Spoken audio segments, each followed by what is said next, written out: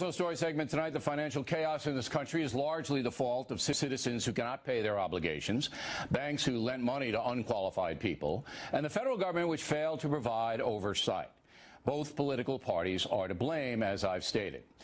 Now, the factor has called on SEC Chairman Christopher Cox to resign, Senate Banking Committee Chairman Christopher Dodd to quit, and House Finance Chief Barney Frank to step down from his position.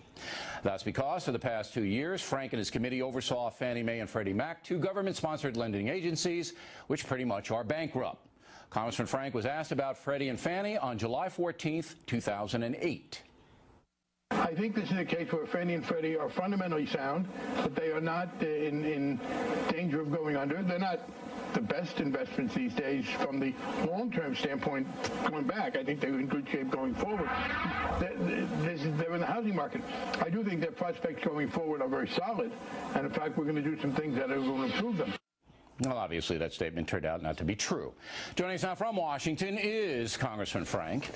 And we appreciate you coming in, being a stand-up guy. But shouldn't everybody in the country be angry with you right now? No, you've misrepresented this consistently. I became chairman of the committee on January 31st, 2007.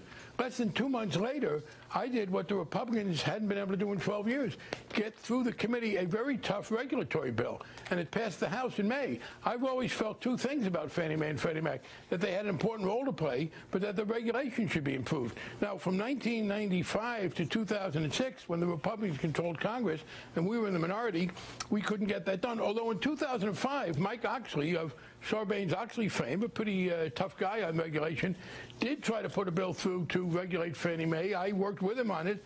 As he told the Financial Times, he thought ideological rigidity in the Bush administration stopped that. But the basic point is that the first time I had any real authority over this was January of 2007, and within 2 months we had passed the bill that regulated it. And that's finally, true. All of that and is then true. Also, one other point, the Senate was dragging its feet, as often happens, and in January of 2008, I asked Secretary Paulson to put in the stimulus bill. So the earliest chance I got to put tough regulation to Fannie Mae and Freddie Mac, we did it. All right, that's swell, but you still went out in July and said everything was great, and off that, a lot of people bought stock and lost everything they had. Oh, no. And yes, yes. No, I said it wasn't a good investment. Please don't give me any of that. We just heard the words.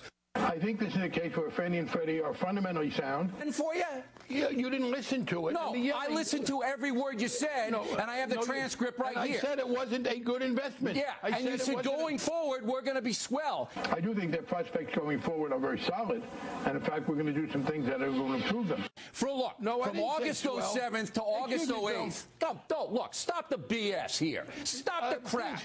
From August 07 to August 08, under your tutelage, this industry declined 90%. 90%. Oh, none of this was your fault. Oh, no. People lost millions of dollars. It wasn't your fault. Come on, you coward. Say the truth. What do you mean, coward? You're a coward. You blame everybody else. You're a coward. But here's the facts. I specifically said in the quote you just played that I didn't think it was a good investment. I wasn't telling anybody to buy stock. I said it wasn't a good investment. Secondly, I wasn't presiding idly over this. I was trying to get the regulations adopted. Look, we got them adopted in May. Bottom line is you're there 2 years. Bottom line is stock drops 90%. Yes, in any private industry, you're out. In any private concern, you're out on your butt. But not here in the federal government. You can come in and make every excuse in the world, blame everybody else in the world, and then call me boorish. I'm not going to be bullied by your ranting. You can rant all you want. You're not going to shut me up. The problem was that we passed in 1994, in fact, the bill. Now we're back to 1994. Yes, this is bull. This is why Americans don't trust the government. No, this is why your stupidity gets in the way of rational discussion. The fact is, it was in 1994 that we passed a bill to tell the Fed to stop the subprime lending. We tried to get them to do it. The first time we were in power again in 2007, we passed the bill to regulate Fannie Mae and Freddie Mac. So during the 2 years you tried to put a happy face on this in July. You tried to put a face, and now you won't take. Look, at least Cox is man enough. At least Cox is man enough to say he screwed up. Bill, you're not. This manliness stuff is very unbecoming from you. I don't see any of your Cox is man enough to say he screwed up. You're not. You think toughness is yelling and ranting and trying to bully, and it's not going to work with me. The fact is, in the very quote you played, I said it's not a good investment. I tried to get the regulations adopted. Going forward, it's going to be swell. I do think that prospects going forward are very solid, and in fact, we're going to do some things that are going to improve them. And people under that bought stock in that, thought it was a good investment. Well, no, I said, in fact, in that quote that you played and didn't listen to because you're busy ranting, that it's not a good investment. I said that at the time. I did think we were going to improve things going forward. Yes, we had some things. Let me read you your quote here, okay? Okay? I do think the prospects going forward are very solid. You left out the part about not being a good investment. People bought stock when you said that.